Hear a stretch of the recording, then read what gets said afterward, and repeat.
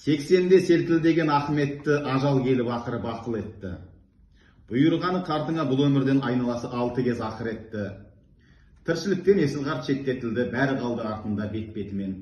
Балаларға балғашот ойыншық боп, ер тоқымы түсіп бет-бетінен.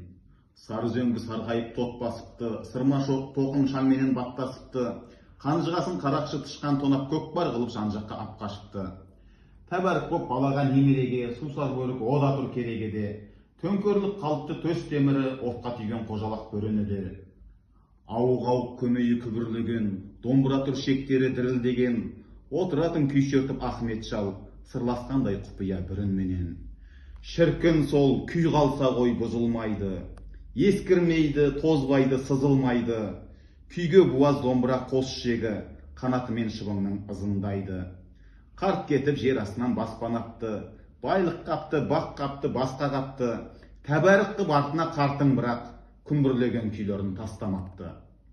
Күй қалса ғой артында бұзылмайды, ескірмейді, тозбайды, сызылмайды. Қашанғы қарт жолдасын іздегендей, ауық-ауық қос шегі ызыңдайды. Ой, шіркін ай.